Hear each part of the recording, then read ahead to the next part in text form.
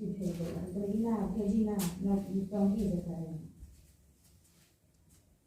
You बच्चे, कैसे हैं आप लोग? उम्मीद है कि अच्छे होंगे।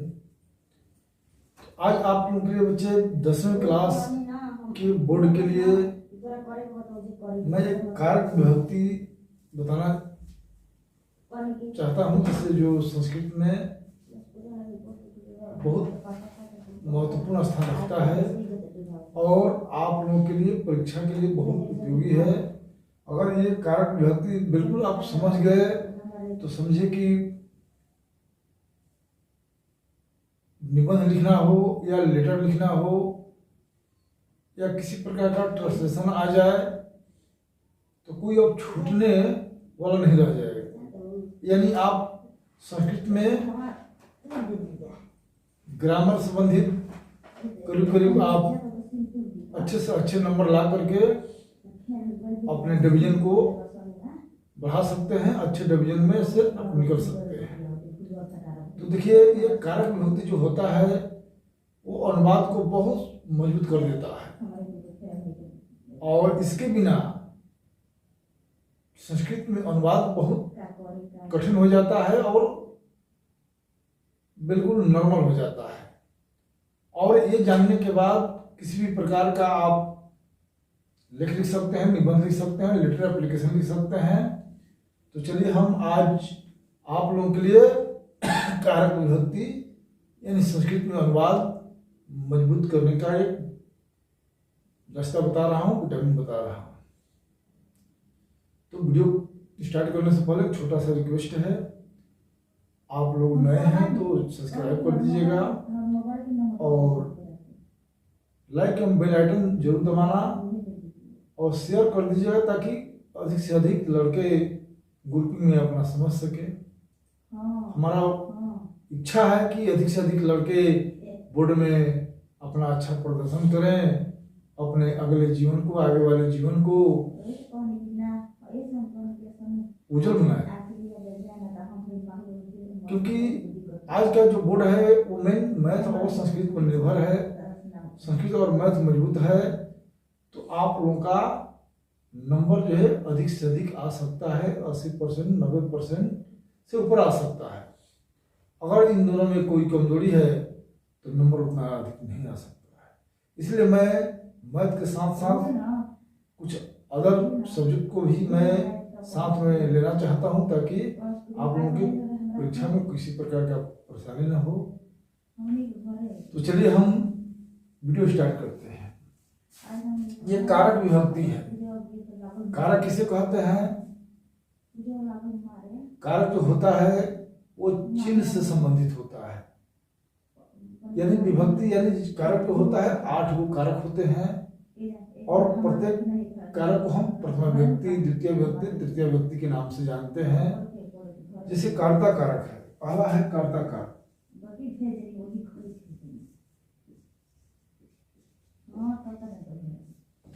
तो कर्ता कारक को हम प्रथमा व्यक्ति कहते हैं।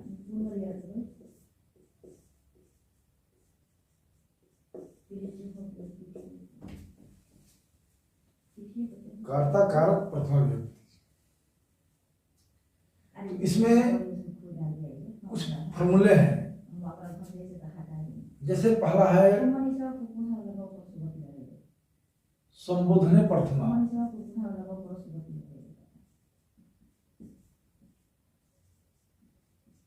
संबोधने प्रथमा।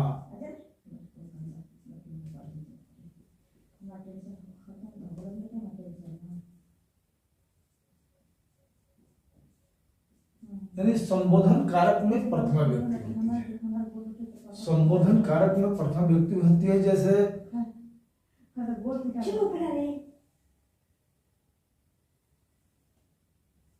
हे राम, यहाँ आओ।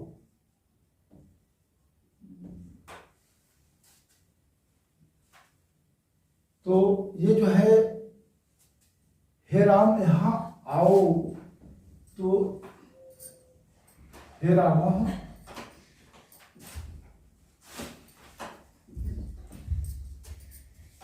अत्र आगच्छ। यहाँ पर तुम छिपा हुआ है राम, तुम यहाँ आओ। तो तुम जो होता है स तौ ते त्वम, चौथा नंबर पर है, यानी स तौ ते ये प्रथम पुरुष में है, और त्वम जो है मध्यम पुरुष एक वचन है, तो क्रिया भी मध्यम पुरुष एक वचन। आओ अज्ञा वाला है, गच्छतु गच्छताम गच्छन्तु, गच्छ आना का आगच्छ होता है। तो अब यहाँ पर क्या करेंगे, केवल आ लगा देंगे, आगच्छ, हे राम अत्र आगच्छ, यहाँ आओ। तो यहाँ पर तुम छिपा हुआ है, तुम लोप है, इसलिए उसके लिए आगच्छ आ गया है। तो हमको ये देखना है कि प्रथमा यानी संबोधन है, प्रथमा संबोधन कारक में प्रथमा संबोधन कारक है। किसी को हम अजी किससे बुलाएं, अहो से बुलाएं, या जिससे भी उनका हम संबोधन करें तो उसमें प्रथमा विभक्ति लगती है। अब इसमें परीक्षा में पूछता है हे राम अत्र आगच्छ, हे राम हमें कौन सी विभक्ति है, तो बोलना है प्रथमा विभक्ति है।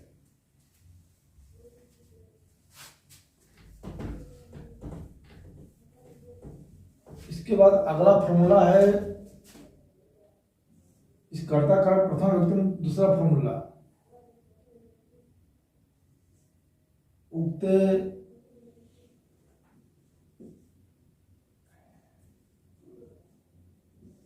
कर्तरी प्रथमा, जहां कर्ता उक्त हो यानी कहा गया हो उसमें भी प्रथम विभक्ति होती है। जैसे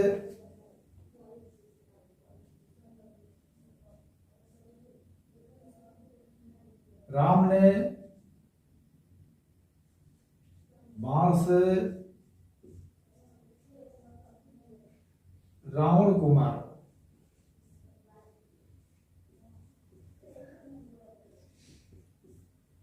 यहां राम उक्त है इसलिए राम बाणेन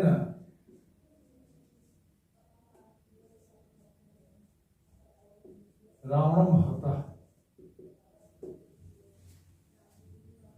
इसलिए यहां पर राम जो है उक्त है, इसलिए राम में प्रथम व्यक्ति लग गया। चलिए इसके आगे देखते हैं।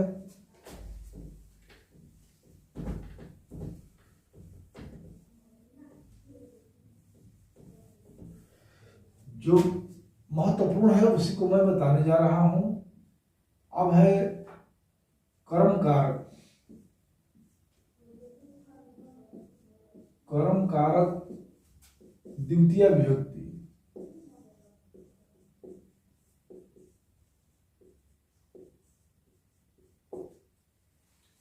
यानी कर्म कारक में द्वितीय विभक्ति होती है। पहला फॉर्मूला है कर्मणि द्वितीया,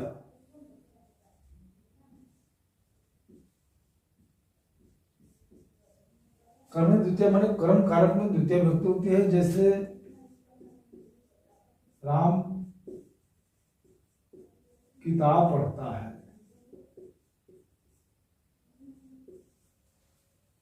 तो राम किताब पढ़ता है तो रामः और पुस्तक जो है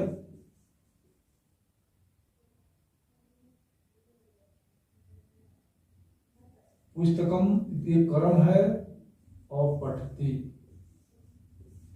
राम पुस्तकम पढ़ती। अब इसमें कोई पूछेगा इसमें कर्म कौन है, तो पुस्तक है। कर्म में द्वितीय विभक्ति होती है। कर्म कर्ता ने कर्म को, जैसे कर्ता इसमें क्या करना है, मेन विशेष एक बालक कर्म याद करना है। पुल्लिंग में बालक कर्म, पुल्लिंग में बालक कर्म, और स्त्रीलिंग में लाता कर्म। इसे पूरा ट्रांसलेशन, पूरा अनुवाद बिल्कुल सहज में बन जाएगा। अगला है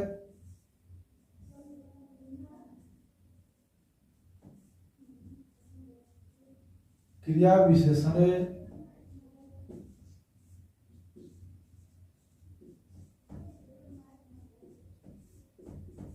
क्रिया विशेषण द्वितीय, यानी क्रिया की विशेषता बताने वाले शब्दों में द्वितीय विभक्ति होती है। जैसे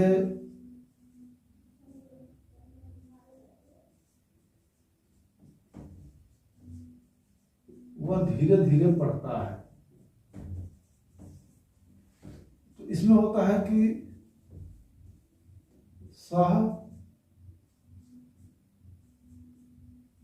मंदम मंदम पठती। देखिए यहाँ क्रिया की विशेषता बताने, वह पढ़ता है, कैसे पढ़ता है, तो धीरे धीरे, तेजी से, जोर से। तो इस तरह से जो क्रिया की विशेषता बताता है, वह दौड़ता है, वह तेज दौड़ता है, वह कम बोलता है। इस तरह से जो कम, तेज, धीरे धीरे, ये जो वर्ड आएगा, जो क्रिया की विशेषता बताने वाला शब्द आएगा, उसमें द्वितीय विभक्ति लगेगा। इसलिए मंदम मंदम, द्वितीय में बालक रूप बालकम होता है, इसलिए इसमें मंदम लग गया। इसमें कर्म में पुस्तकम, क्योंकि कर्म कारक में बालक का एक वचन रूप होता है बालकम, इसलिए इसमें मन लग गया। अगला है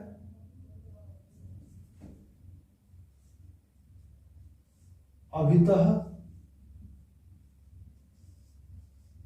परितः सर्वतः युगे द्वितीया।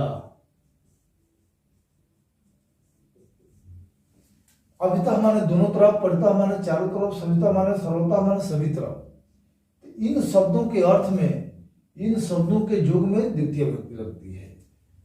यानी जिसके दोनों तरफ, जिसके चारों तरफ, जिसके सभी तरफ कोई वस्तु हो, तो जिसके चारों तरफ हो उनमें द्वितीय विभक्ति लगती है, यानी बालक और बालकम रूप लगता है उसमें। जैसे पुल्लिंग होता होगा तो बाल करो, स्त्रीलिंग में होगा तो लता करो। जैसे मेरे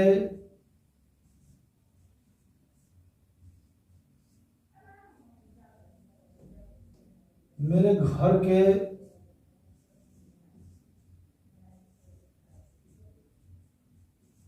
दोनों तरफ पेड़ है,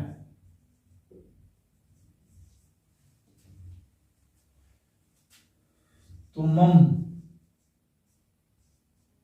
अब देखना है कि घर के, देखिए घर के दोनों तरफ, घर के चारों तरफ, घर के सभी तरफ, तो घर में द्वितीय लग जाएगा, यानी बालक का बालकम होता है द्वितीय वचन में, तो गृहम हो जाएगा। मम गृहम, बस पेड़ है, कितने पेड़ हैं? पेड़ तो एक से अधिक है, अनेक है, अनेक का बोध हो रहा है, इसलिए यहाँ पर वृक्ष वृक्षो वृक्षा कर देंगे। और इसके बाद अस्ति अस्ता संति, ये अस धातु का रूप बहुवचन, अस्ति अस्ता संति, यानी मम गृहम वृक्षा संति। जैसे एक पेड़ रहेगा तो वृक्ष होगा, दो पेड़ रहेगा तो वृक्ष होगा, दो से अधिक रहेगा तो वृक्षा होगा। यानी एक रहे बालक, लड़का रहेगा, एक बालक, एक बालक, यानी बालक, और दो के लिए बालको, तीन के लिए बालका। इस तरह से मम गृहम वृक्षा संति, यानी मेरे घर के दोनों तरफ, मेरे मम गृहम, और दोनों तरफ का भी यहाँ लिखना है अभितः। देखिए यहाँ पर छूट गया है अभितः, अभितः वृक्षा संति, मम गृहम अभितः वृक्षा संति। जबकि यहाँ पर देखिए चिन्ह है के, तो हम समझेंगे कि काका की षष्ठी का है, षष्ठी में बालक रूप बालक से होता है, तो उसके अनुसार तो यहाँ पर गृहस्थ से होना चाहिए, लेकिन नहीं। जब किसी भी वस्तु के दोनों तरफ, चारों तरफ, सभी तरफ कोई वस्तु हो तो उसमें द्वितीय लगता है, तो मम गृहम अभितः वृक्षा संति। चलिए इसके बाद इसमें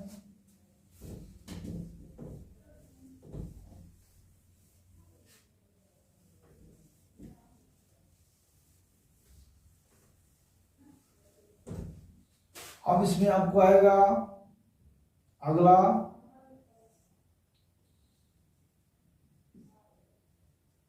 कला, धवनु, रत्यंत, कला धनुर अत्यंत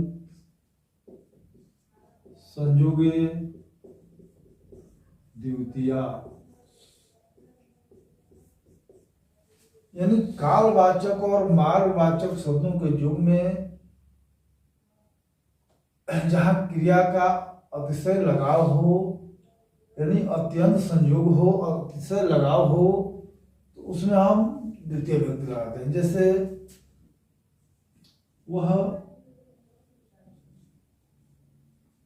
महीने भर व्याकरण पढ़ा, तो सह महीने का होता है मास। अब इस देखो ये कालवाचक है, महीना जो होता है कालवाचक, महीना, वर्ष, दिन, घंटा, मिनट सब कालवाचक है। तो इसमें द्वितीय लग जाएगा, बालक का बालकम होता है तो मास का मासम हो जाएगा। मासम माने महीने भर, वो लगातार महीने भर व्याकरण पढ़ा, तो सह मासम व्याकरण पढ़ना का अपठित भी हो जाएगा, अधितम भी हो जाएगा। अधितम यानी वह महीने भर व्याकरण पढ़ा। नदी कोष भर टेढ़ी मेढ़ी, कालवाचक और मार्गवाचक, यानी अगर आएगा कि नदी कोष भर टेढ़ी मेढ़ी है, तो नदी, और कोष भर, कोष जो है ये मार्गवाचक है, एक कोष, दो कोष, 1 किलोमीटर, 2 किलोमीटर, तो इस क्रोश में क्रोशम होता है, क्रोशम कोष माने कोष होता है। इसमें बालक का रूप लगा द्वितीया, यानी कर्म कारक में द्वितीय विभक्ति होती है, तो कर्म कारक में द्वितीय में बालक रूप बालकम होता है, तो इसलिए क्रोशम हो गया। क्रोशम टेढ़ी मेढ़ी का होता है कुटिला, क्रोशम कुटिला नदी अस्ति। इस प्रकार ये द्वितीय में ऐसे बनेगा, इससे सिर्फ में। चलिए अगले हम चलते हैं।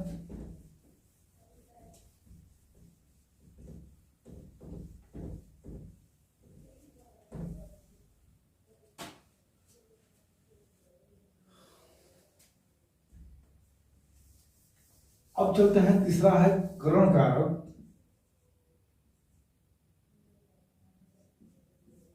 करण कारक तृतीय विभक्ति।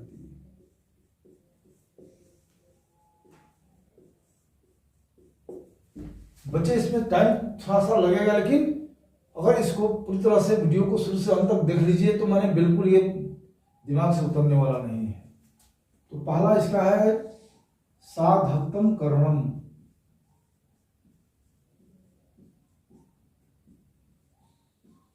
साधकतम करणम अर्थात क्रिया के अत्यंत सहायक कारक को करण कारक कहते हैं, यानी क्रिया की साधना में अत्यंत सहायक होने वाला कारक करण कारक कहलाता है। जैसे राम ने बाण से रावण को मारा, तो देखना है कि राम ने रावण को जो मारा, उस रावण को मारने में एक बाण जो है अत्यंत सहायक हुआ है। तो इस बाण में तृतीय विभक्ति लगती है। देखिए बाण के आगे से है, से दुगो का चिन्ह है, वो करण कारक का करण से द्वारा होता है। एक आपादान से, उससे भी होता है, लेकिन आपादान का अर्थ अलग होने का अर्थ में होता है। तो राम, और बाण में दिखना है कि बालक का तृतीय में क्या होता है, बालकेन। तो बालकेन होता है, ये देखना है बालकेन।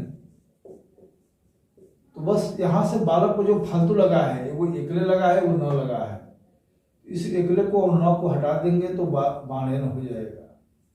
और ये रावणम अतः, ये कर्म है, यानी राम ने किसको मारा, तो रावण को मारा, तो रावण कर्म कारक है। तो कर्म में ये मल लग गया रामम, कर्म कारक में द्वितीय विभक्ति। और इसमें प्रथमा, देखिए इसमें प्रथमा लगा है, कर्ता है, कर्ता कारक में प्रथमा विभक्ति, रामः इसमें प्रथमा विभक्ति, इसमें तृतीय विभक्ति, इसमें द्वितीय विभक्ति लगा है। तो अब चलते हैं अगला,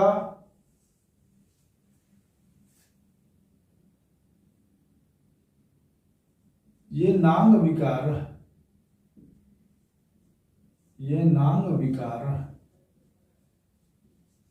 ये नांग विकार का मतलब होता है कि जब हमारे शरीर के किसी भी अंग के विकृत हो जाने से, उस अंग के खराब हो जाने से उस व्यक्ति विशेष में दोष पैदा हो जाता है, यानी उसका नाम उपनाम हो जाता है। जैसे मान लीजिए कि कोई पैर का लंगड़ है तो आदमी उसको अब नाम नहीं पुकारते, बल्कि कहते हैं कि देखो थोड़ा वो लंगड़ा को बुलाओ। तो इस तरह से उनका नाम न बदल बोल करके आदमी उनके उस पैर के चलते उनका नाम उपनाम के अनुसार पुकारते हैं। कोई कान का बहरा है तो आदमी उसको बहरा बोलते हैं, कोई आंख का अंधा है तो उसको आदमी अंधा अंधा बोलते हैं। तो जिस अंग के खराब हो जाने से किसी व्यक्ति विशेष में दोष पैदा हो जाता है, यानी उसका नाम बदलकर उपनाम हो जाता है, यानी जिस अंग के चलते उसका नाम बदल गया, तो जिस अंग के चलते वो बदनाम है, तो उस अंगवाचक शब्दों में तृतीय विभक्ति लगती है। जैसे वह कान का बहरा है,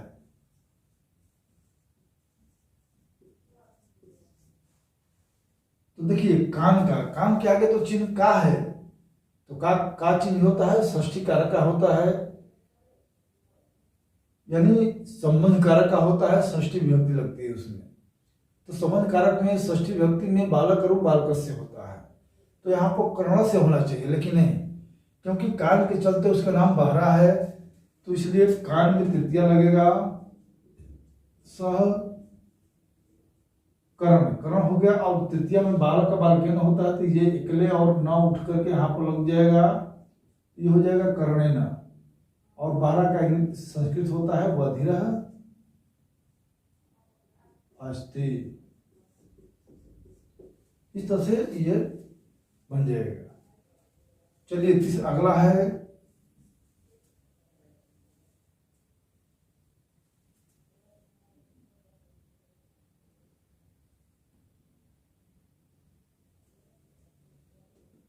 इत्थम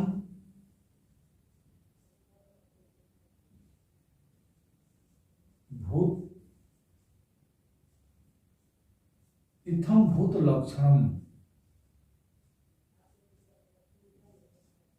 इत्थम भूत लक्षणम, ये अगला फॉर्मूला है तृतीय विभक्ति का, कर्म कारक तृतीय विभक्ति का तीसरा फॉर्मूला है इत्थम भूत लक्षणम। इसका मतलब होता है कि किसी चिन्ह या विशेष लक्षण के कारण, किसी चिन्ह या विशेष लक्षण के कारण कोई व्यक्ति, कोई प्राणी यानी भूत माने जीव, कोई भी प्राणी विशेष रूप से जाना जाता है, तो उस चिन्ह या लक्षण में तृतीय विभक्ति लगती है। जिस चिन्ह के कारण वो व्यक्ति कुछ विशेष रूप से जाना जा रहा है, जैसे मान ली कोई भिखारी नहीं है और भिखारी जैसा भेष बदल लिया, फटा पुराना पहन लिया है, तो आदमी कहते हैं देखिए वो भिक्षुक है यानी भिखमंगा है। कोई विद्यार्थी नहीं है लेकिन विद्यार्थी का रोल कर लिया है, विद्यार्थी का ड्रेस पहन लिया है, हाथ में पुस्तक ले लिया है, तो इसके ड्रेस से पुस्तक से पता चलता है कि वो विद्यार्थी है। कोई महात्मा साधु नहीं है लेकिन अगर जटा बढ़ा लिया है, दाढ़ी बढ़ा लिया है, तो उनके जटाओं दाढ़ी से और वेशभूषा से पता चलता है कि वो साधु है। तो उस भेष में, वो चिन्ह में, जिस चिन्ह के कारण वो व्यक्ति विशेष रूप से जाना जा रहा है, तो उस चिन्ह में तृतीय विभक्ति लगती है। जैसे वह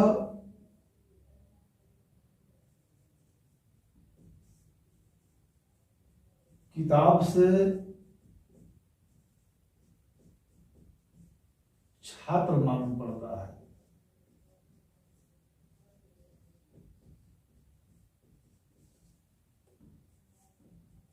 सह।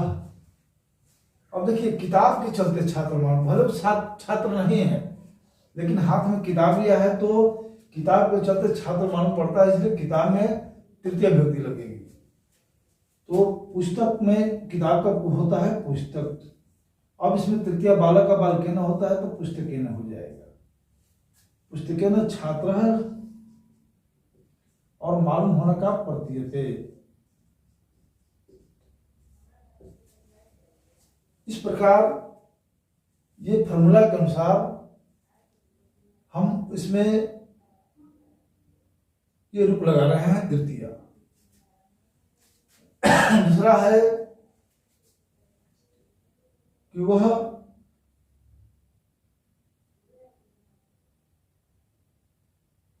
वह जटा से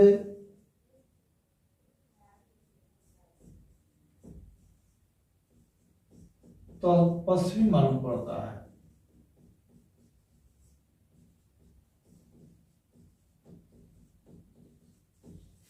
वो तपस्वी नहीं है लेकिन जटा बढ़ा लिया है, जटा बढ़ गया है तो तपस्वी प्रतीत हो रहा है। तो सह जटा जो होता है स्त्रीलिंग होता है और जटा बहुवचन होता है, हमेशा बहुवचन में होता है। तो लता का इसमें रूप चलेगा, क्योंकि हम बताते हैं कि जिस शब्द के आगे चिन्ह है अगर उस शब्द स्त्रीलिंग है तो उसमें लता का रूप चलेगा। तो तीसरा में लता का चलता है लता है, लताभ्याम लताभी, तो इसका हो जाता है जटाभी। जटाभी तपस्वी का होता है तापस प्रतीयते। इस प्रकार हम इत्थम्भूत लक्षण का उपयोग करते हैं जिस चिन्ह के कारण कोई व्यक्ति विशेष रूप से जाना जाता है। जिसे वह कहेंगे वह भेष से भिखारी मालूम पड़ता है, तो सह भेषेन भिक्षुका प्रतीयते, जैसे वह भेष से भिखारी मालूम पड़ता है। चलिए इसके आगे हम चलते हैं।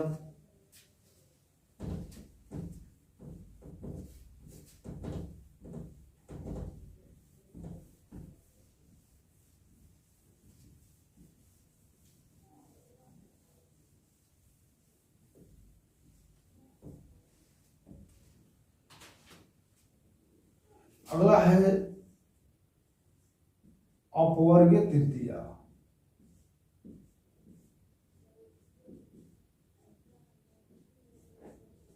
अपवर्गीय तृतीया का मतलब होता है कि कालवाचक और मार्गवाचक शब्दों में जहां क्रिया का अतिशय लगाव हो, यानी क्रिया का लगातार जारी हो, तो उसमें तो द्वितीय लगता था, लेकिन कालवाचक और मार्गवाचक शब्दों में जहां कार्य की समाप्ति हो तथा फल की प्राप्ति हो, एक इसके पहले आया था द्वितीय में काल धनुर अत्यंत संयोगी द्वितीय, जहां कालवाचक और मार्गवाचक शब्दों में जहां क्रिया का अतिशय लगाव था, नहीं लगातार जारी था, तो वह महीने भर व्याकरण पढ़ा।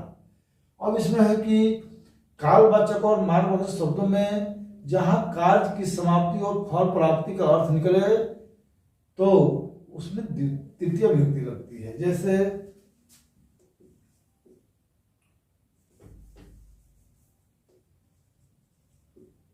वह महीने भर में व्याकरण पढ़ लिया।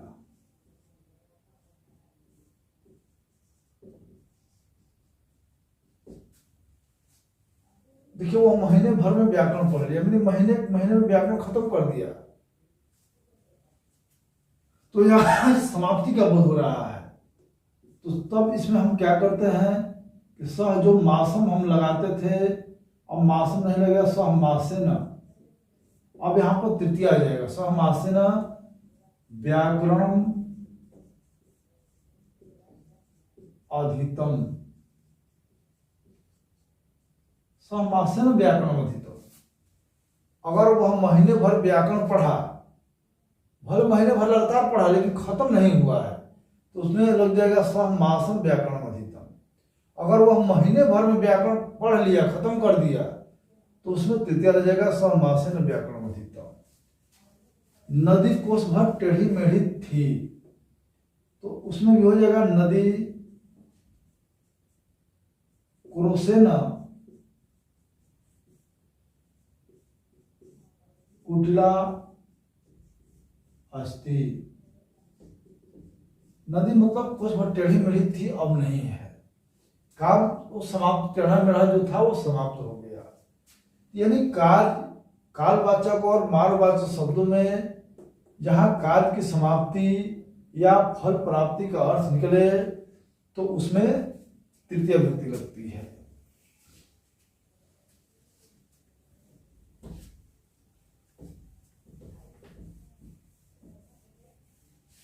चलिए हम अगला फॉर्मूला चलते हैं। संप्रदान कारक।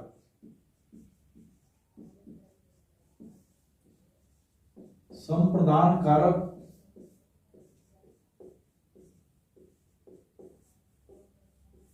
चतुर्थी विभक्ति।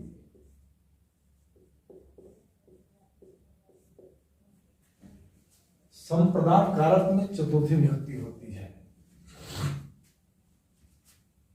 तो पहला फॉर्मूला है संप्रदानी चतुर्थी, यानी संप्रदान कारक में चतुर्थी विभक्ति होती है। पहला है संप्रदाने, संप्रदाने चतुर्थी। जैसे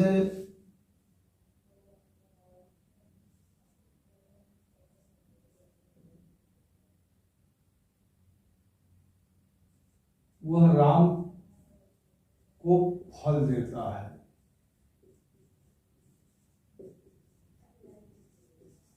देखिए, वह राम को फल देता है।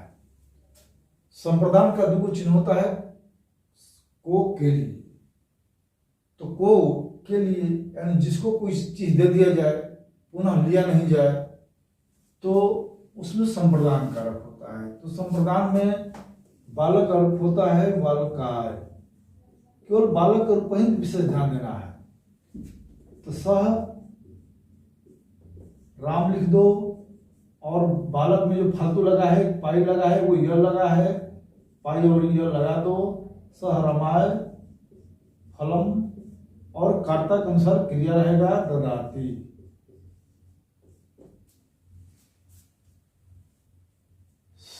दूसरा अगला फॉर्मूला है धनार्थे चतुर्थी। धनार्थे चतुर्थी का मतलब होता है दान के अर्थ में, जिसको कोई दान के रूप में दे दिया जाए, पुनः लिया नहीं जाए, उसी का नाम होता है दान। कोई वस्तु दे देने के बाद जब लिया नहीं जाता वो दान होता है। तो जिसके लिए, जिसको कोई वस्तु दे दी जाए दान के रूप में, तो जिसको दिया जाए उनमें चतुर्थी विभक्ति लगती है। जैसे मैं भिखारी को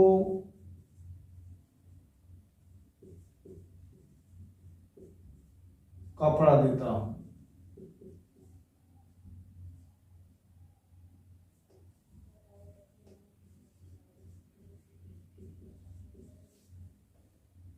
तो अहम भिक्षुक। अब देखिए, भिक्षुक हमें देखना है। भिक्षुक माने भिखारी होता है।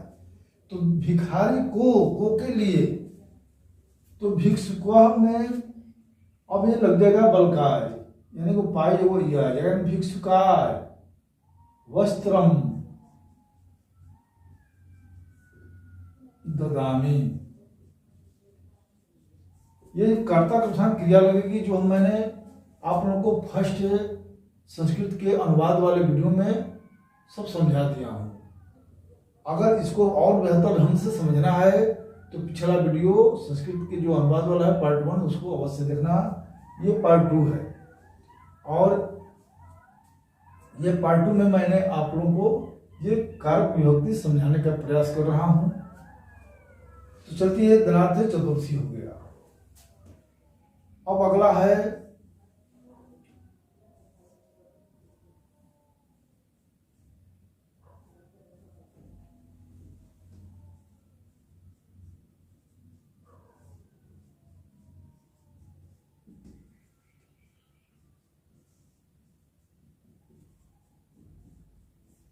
अगला इसका फॉर्मूला है रुच्यार्था नाम प्रियमाणः। रुच्यार्था नाम प्रियमाणः का मतलब कि रुच धातु के युग में जिससे कोई वस्तु अच्छी लगती हो उनमें चतुर्थी विभक्ति लगती है। यानी मेरे को कोई वस्तु अच्छी लगती हो तो मेरे में चतुर्थी, तुमको कोई वस्तु अच्छी लगती है तो तुम्हारे में चतुर्थी। यानी जिस व्यक्ति को कोई वस्तु अच्छी लगती हो तो उस व्यक्ति विशेष में चतुर्थी विभक्ति लगती है। जैसे मुझे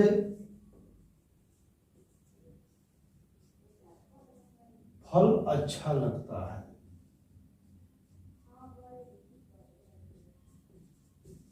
देखिए मुझे फल अच्छा लगता है, मुझे का आप चलाना है, इसका भी मुझे में अब चतुर्थी लगेगा क्योंकि मुझे लगता है ना।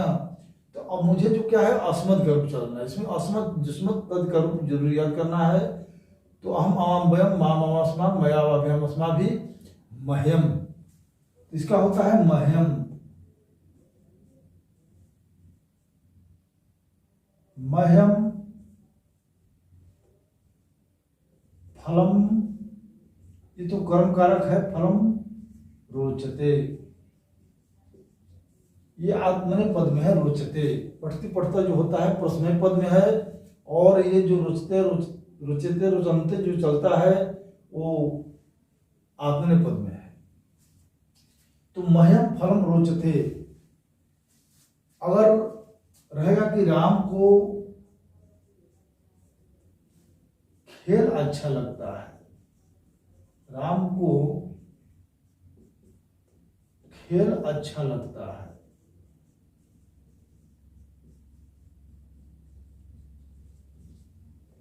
तो रामायण।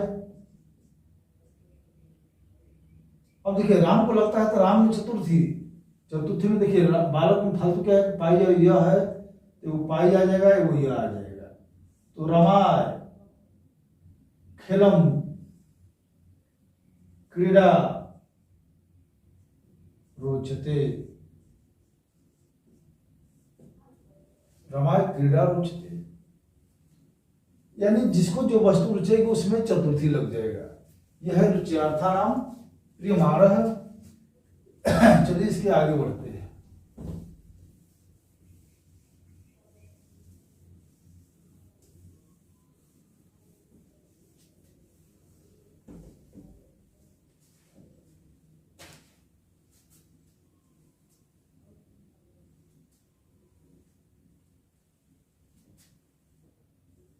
अगला फॉर्मूला है इसका पंचवा, धारे रुतर्मणः। धारे रुतर्मणः का मतलब होता है कि धारे धातु के युग में उत्तर्मणः यानी कर्ज देने वाले में चतुर्थी विभक्ति होती है। यानी धारे धातु के युग में उत्तर्मणः यानी कर्ज देने वाले में चतुर्थी विभक्ति होती है। अगर मेरे को तुम कर्जा दे रहे हो तो तुम्हारे में चतुर्थी लगेगा, या मैं तुमको कुछ पैसा दे रहा हूं तो उसमें भी चतुर्थी लगेगा, मेरे में लगेगा चतुर्थी, देने वाले में चतुर्थी लगता है। जैसे राम मोहन का 50 रुपया धरता है, तो राम मोहन का 50 रुपया धरता है, मोहन ने राम को दिया है 50 रुपया, तो मोहन दिया है तो इसलिए मोहन जो है कर्जदार हो गया, कर्ज देने वाला हो गया। तो जो कर्ज देता है उसमें चतुर्थी लगेगा, लेने वाला में नहीं। तो रामः, और मोहन में लग जाएगा चतुर्थी। चतुर्थी में बालक का बल काय होता है, तो उसमें फालतू में क्या लगा है, पाई लगा है, यह लगा है, उसको यह को यहां लगा दो। मोहनाय 50 का होता है 50, रुपया का रूपकारी होता है। धार्यति, धार्यति धार्यता धार्यंती चलता है, जैसे पढ़ती पढ़ता पठंती, पढ़ती पढ़ता पढ़त उसता, धार्यति धारता धार्यंती धारसी धारता धारत, धार्यामी धार्यावा धारा। अगर मैं तुम्हारा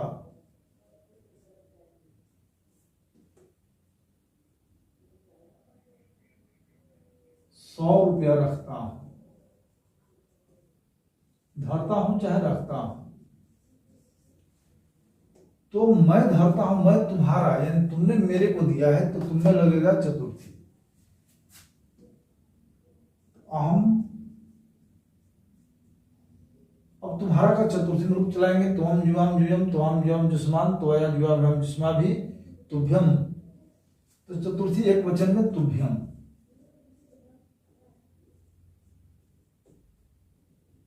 तुभ्यम अगर ये बहुवचन है तो तुभ्यम जुआभ्याम जुष्मभ्यम, जुष्मभ्यम हो जाएगा।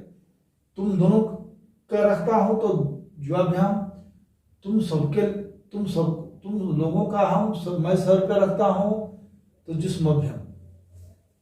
तो तुम एक वचन है, तुम्हारा रखता हूं तो तुभ्यम सतम रूपकारी धारयति, ऐसे बनता है। तो चलिए हम अगले चलते हैं।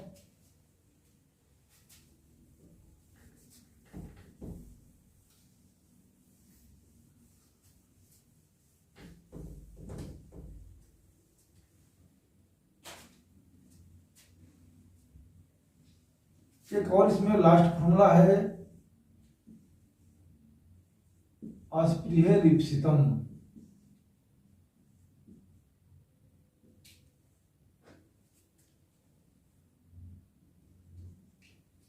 अस्पृह रिप्सितम, अस्पृह का मतलब होता है कि अस्पृह धातु के युग में जिसको जो वस्तु चाहता है, कोई भी व्यक्ति अगर जिस वस्तु को चाहता है तो उस चाहने वाले वस्तु में चतुर्थी लगता है।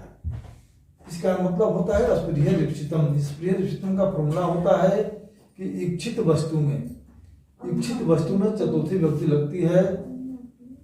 इसलिए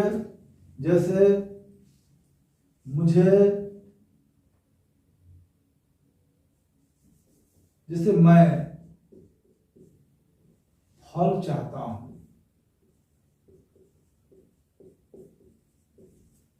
तो अब इसमें मैं फल चाहता हूं तो फल में चतुर्थी लगेगा। तो फल बल का बलकाय होता है तो फल का फलाय हो जाएगा। अस्पृहयामि,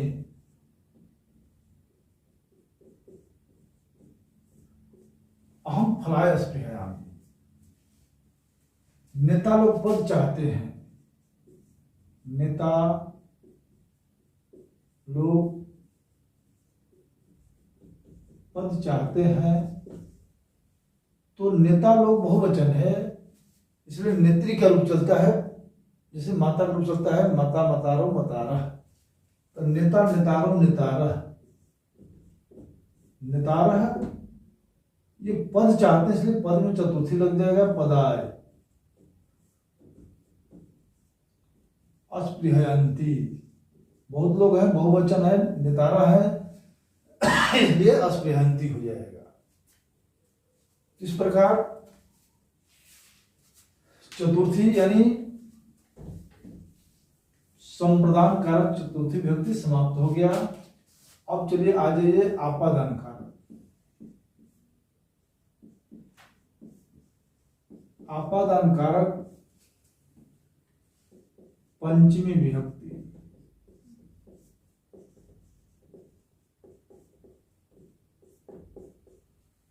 आपादाने पंचमी, पहला फॉर्मूला है कि आपादाने पंचमी, यानी आपादान कारक में पंचमी विभक्ति होती है। आपादान का मतलब होता है अलग होने के अर्थ में, जहां किसी वस्तु से कोई वस्तु अलग हो रहा है तो उसी का नाम है आपादान कारक। इसका चिन्ह होता है से, और बाल का रूप चलता है वलकार। तो जैसे पेड़ से फल गिरता है।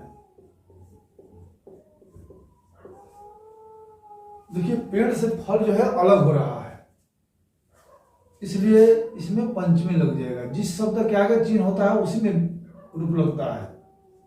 तो यहाँ वृक्ष में बालक का बलकात होता है, इसमें पाई जो है और तो फालतू है, तो यहाँ पर लगा देंगे वो फालतू जो चीज है, जो उससे अलग चीज लगा है वो रूप में, वो अलग चीज यहाँ पर लगा देंगे।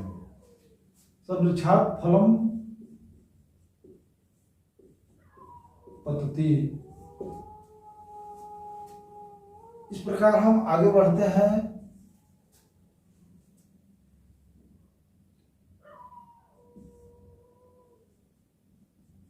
भित्रार्थानाम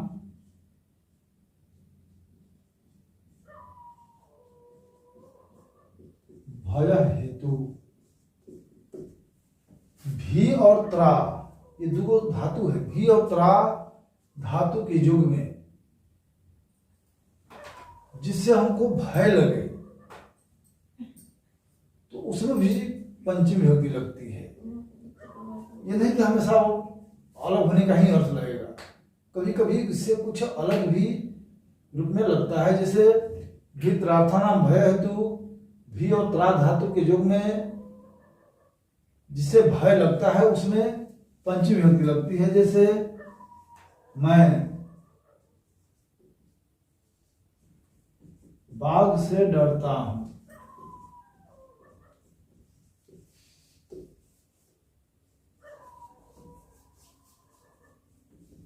अहम बाघ का होता है व्याघ्र। अब बालक का बलकात लगा है तो पाई और तो लगा देंगे व्याघ्रात। विभामी, अहम व्याघ्रात विभामी, वह सांप से डरता है। तो सह सर्पात् बिभेति। इस प्रकार जिससे हमको डर लगे तो उसमें पंचमी विभक्ति लगती है। और रक्षा करने का अर्थ, जैसे गुरु पाप से बचाता है।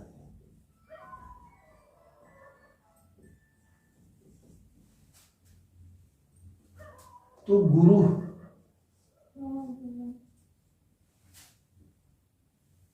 पपात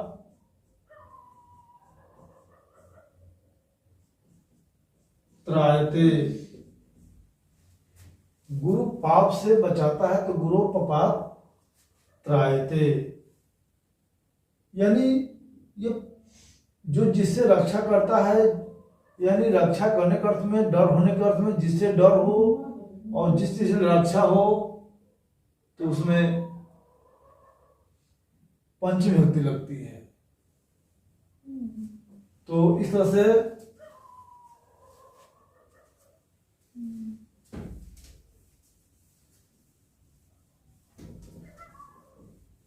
अगला है आपादान कारक में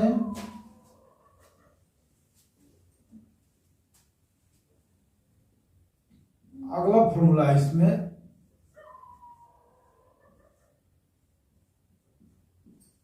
अख्यातोपयोगे पंचमी। अख्यातोपयोगे पंचमी का अख्याता, अख्याता मतलब होता है पढ़ाने वाले, यानी कोई भी टीचर हो, चाहे किसी भी चीज का वो टीचिंग करता हो, तो उस गुरु में, उस पढ़ाने वाले में चतुर्थ पंचमी विभक्ति लगती है। पढ़ाने वाले में पंचमी विभक्ति लगती है। जैसे वह अध्यापक से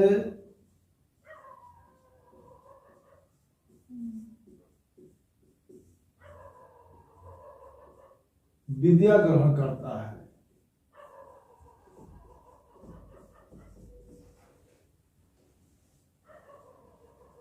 सह, देखिए अध्यापक से, तो अध्यापक में पंचमी लग जाएगा। स अध्यापकात्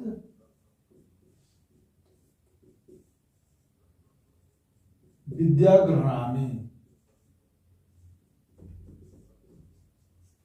यानी वह अध्यापक से विद्या ग्रहण करता है। जिससे हम कोई भी विद्या सीखते हैं तो सिखाने वाले में पंचमी विभक्ति लगती है। अगला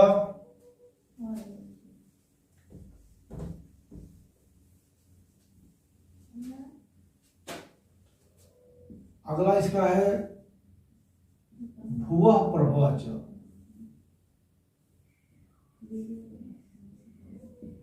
भुवः प्रभवः च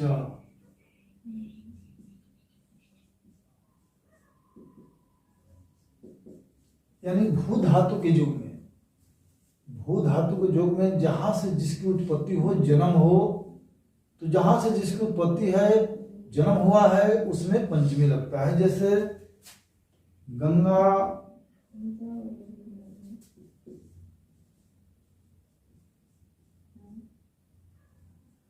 हिमालय, गंगा हिमालय से निकलती है।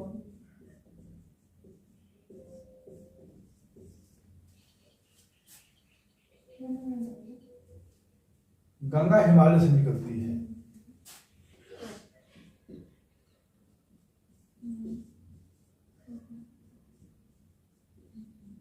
तो गंगा में हिमालय से, यानी हिमालय से इसका जन्म हो रहा है, तो हिमालय में पंचमी लग जाएगा।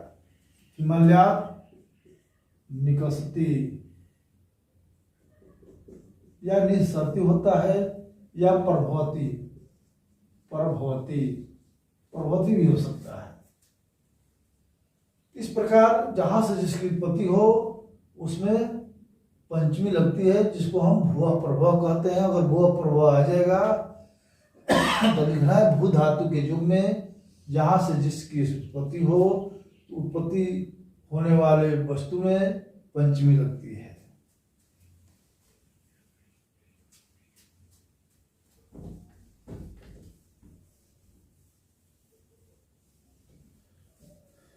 चलते हैं अगला, संबंध कारक।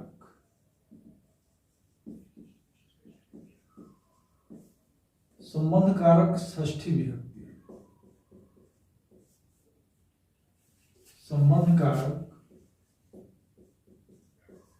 षष्ठी विभक्ति। तो पहला फॉर्मूला इसका है संबंध षष्ठी, यानी संबंध कारक में षष्ठी विभक्ति होती है। जैसे मैं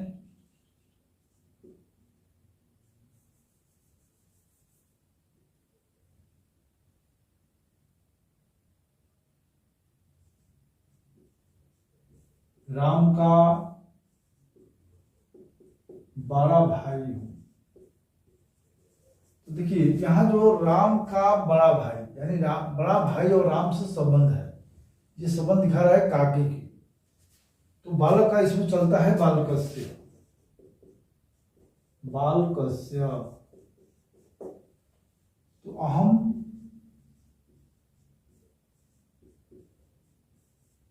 रामस्य, बड़ा भाई का होता है अग्रज,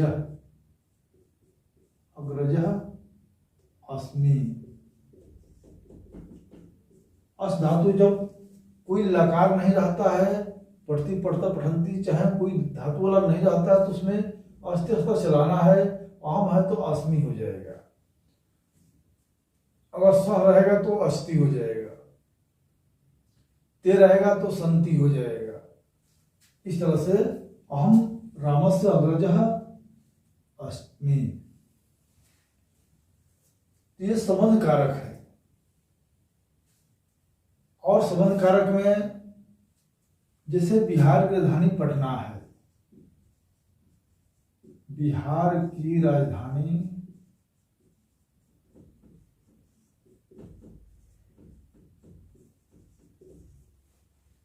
तो देखिए बिहार के आगे ये काके की चिन्हाया है, तो बिहार की और राजधानी से क्या संबंध है? तो बिहार की राजधानी है पटना, तो बिहारस्य, बिहारस्य राजधानी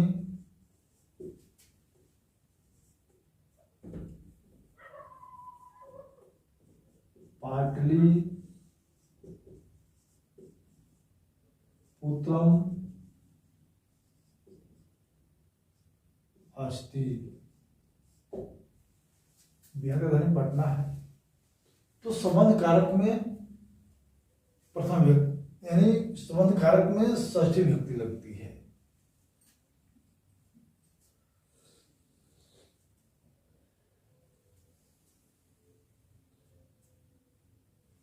अब अगला है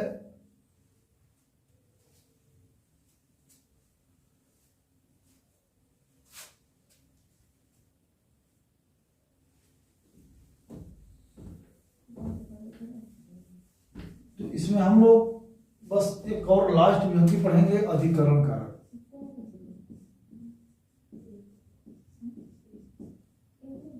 अधिकरण कारक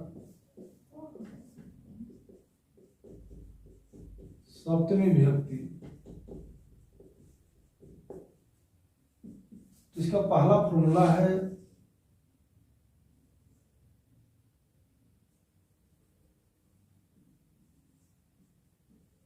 आधारो अधिकरणम। अधिकरण का जो आधार होता है उसमें सप्तमी विभक्ति लगती है। जैसे मैं घर में पढ़ता हूं, क्रिया का जो आधार होता है, मैं पढ़ता हूं कहाँ, घर में। तो घर में अधिकरण कारक का चिन्ह होता है में पर। तो में बालक और कुछ चलता है बालके। अहम गृहे पठामि। बालके पर जो लगा है वो ले आकर गृह पर लगा देना है, यानी जिस शब्द के आगे चिन्ह होता है उसी में रूप लगता है। तो अहम गृहे पठामि। इस तरह से पेड़ पर दो बंदर हैं, पेड़ पर दो बंदर हैं। तो बंदर का आधार क्या है, पेड़ है। तो पेड़ पर यानी वृक्ष, तो वृक्ष में लगा देंगे वृक्षे। दो बंदर हैं तो बालका माने एक लड़का, बालको माने दो लड़का। तो वानरः वानरौ, वानरः वानरौ, अस्ति अस्तः, दो है तो अस्त हो जाएगा।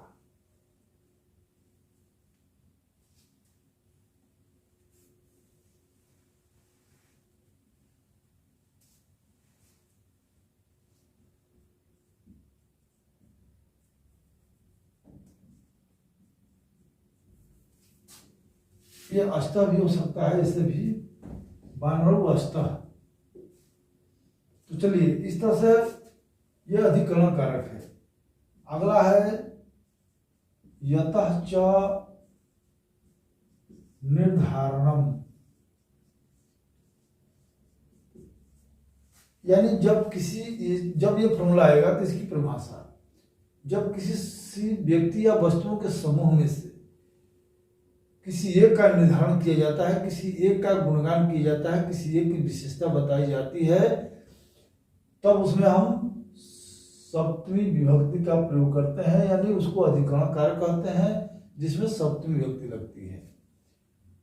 जब किसी व्यक्ति या वस्तुओं में किसी एक का निर्धारण किया जाता है तो उस व्यक्ति या वस्तुओं में अधिकरण कारक लगता है, यानी सप्तमी विभक्ति लगती है। जैसे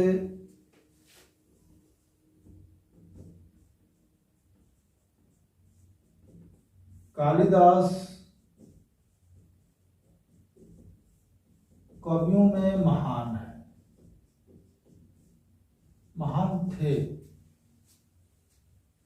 कालिदास अनेक कवियों में, यानी एक कवियों का एक झुंड है, उस समूह में ये कालिदास की महानता बताई जा रही है। तो जब किसी व्यक्ति या वस्तुओं के समूह में एक की महानता बताई जाए, एक व्यक्ति या वस्तु का निर्धारण किया जाए, तो उसमें सप्तमी विभक्ति लगती है, यानी उसको हम अधिकरण कारक कहते हैं। जैसे कालिदास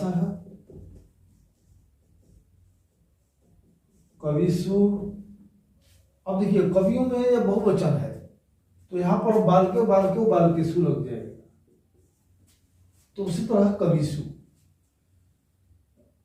श्रेष्ठ अस्ति, आसित, भूतकाल में है तो आसित हो जाएगा, आसित। राम भाइयों में बड़े थे, राम जो थे अपने भाइयों में बड़े थे, तो राम भ्रातृषु अग्रज आसित। इसलिए उसमें सप्तमी विभक्ति लगती है। जब किसी समूह या ग्रुप में किसी एक व्यक्ति या वस्तु की विशेषता बताई जाए तो उसे हम अधिकरण कारक कहते हैं। इस तरह बच्चे आज का वीडियो आप लोगों के लिए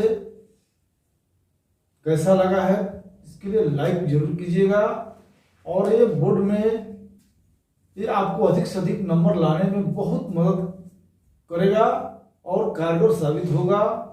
इसके द्वारा आप लोग अनेक प्रकार के अनुवाद से लेकर के निबंध पत्र लिख सकते हैं। चलिए अगले वीडियो में पुनः भेंट होगा। जय हिंद, जय भारत।